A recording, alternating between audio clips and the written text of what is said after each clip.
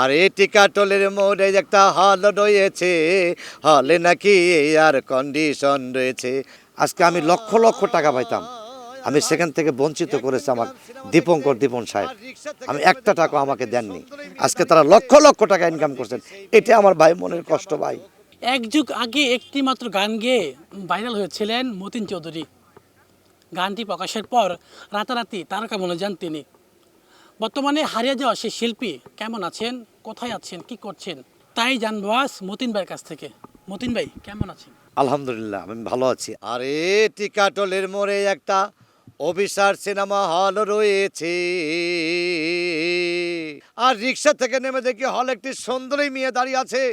হঠাৎ দেখি সেই মেয়েটির চোখে আমার চোখ পড়েছে, হলে নাকি এয়ার কন্ডিশন রয়েছে। প্রথমে জানতে চাই যে আপনার সেই টিকাটলের যে গানটি আপনি গিয়েছিলেন, জি জি জি, সেই গানটা লেখার শুরুটা কিভাবে হয়েছিল? ভিশন ব্লেন্ডার সাইক্লোন প্রো সঠিক ওয়াটের শক্তিশালী মোটর ও শার্প কাটিং এজ প্লেটের কারণে মাংস কিংবা অন্যান্য মশলা নিমেষেই হয় মিহি বেসন। Vision blender Cyclone pro. আমি যখন বগুড়া থাকি তখন বিভিন্ন কলেজের অনুষ্ঠানে প্রোগ্রাম করি, বিভিন্ন জায়গায় প্রোগ্রাম করি। তা আমি আমার মাথাতে থিম আসলো এই গানটা লেখার, তখন মনে করেন যে এটা 30 বছর হবে। তখন এই গানটা আমি লিখি, লেখার পর ঢাকা আসি, আসার পর বিভিন্ন প্রোগ্রামে আমি এই গান গেয়ে খুব জনপ্রিয়তা পেয়েছি।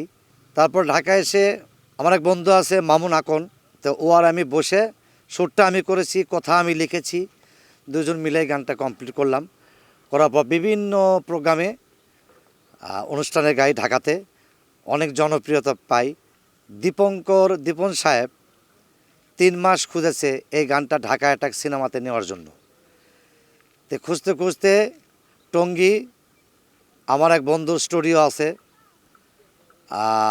ওখানে গিয়ে আমার নাম্বার পেয়েছে, পেয়ার পর আমাকে ফোন করেছেন, মতিন ভাই আপনার কোথায়? তা আমি বললাম আমি এলাকায় আছি।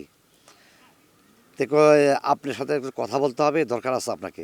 তারপরে আপনি আসেন, আমার এলাকায় আসেন।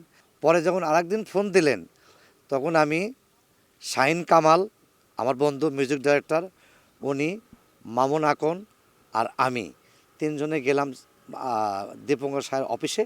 তো মতিন ভাই, তা আপনার এই গানটা আমরা ঢাকা অ্যাটাক সিনেমাতে দেব, ভিডিওতে আপনাকে রাখবো, এই গানটা আমাদের খুব দরকার। তো আপনার চাহিদা কি আমাকে বললেন দীপঙ্কর সাহেব। তো আমি বললাম যে ভাইয়া আমার চাহিদা তেমন কিছু নাই, কিন্তু ইউটিউবের যা ব্যবসাটা হবে এই 50 আপনাদের 50 আমার, এটা কিন্তু স্ট্যাম্পে ডিড করতে হবে। আচ্ছা ঠিক আছে, এটাই তো আপনার চাওয়া। ঠিক আছে।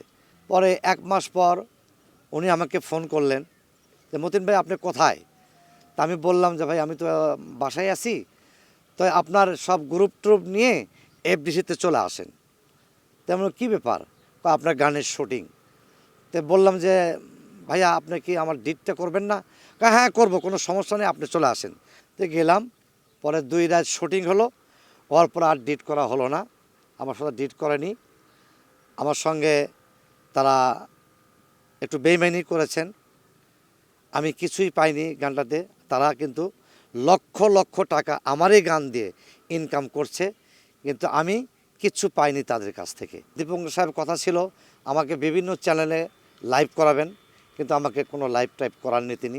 ঢাকা অ্যাটাক সিনেমা আমার গানটাই ছিল আইটেম সং, এই গানটার জন্যই সিনেমাটা মানে ভাইরাল হয়েছে। তো এই সিনেমা কিন্তু জাতীয় পুরস্কার পেয়েছে, কিন্তু আমার গানটা যে ভাইরাল হলো আমি কিন্তু কোনো জাতীয় পুরস্কার পাইনি শিল্পী হিসেবে। এটা আমার সবচেয়ে বড় দুঃখ, আমার কোনো মূল্যায়ন করা হয়নি। আজকে আমি লক্ষ লক্ষ টাকা পাইতাম, আমি সেখান থেকে বঞ্চিত করেছে আমার দীপন সাহেব। আমি একটা টাকা আমাকে দেননি, আজকে তারা লক্ষ লক্ষ টাকা ইনকাম করছেন। এটা আমার ভাই মনের কষ্ট ভাই। এই গানটা এত ভাইরাল হলো, বাংলাদেশের এমন কোনো জায়গা নাই যে আমার গান শোনেনি মানুষ। দর্শক, এই ছিল মতিন চৌধুরীর গল্প। আজ এখানে বিদায় নিচ্ছি, দেখা হবে নতুন কোনো গল্পে। আতিকুর রহমান, আজকে পত্রিকা, ঢাকা।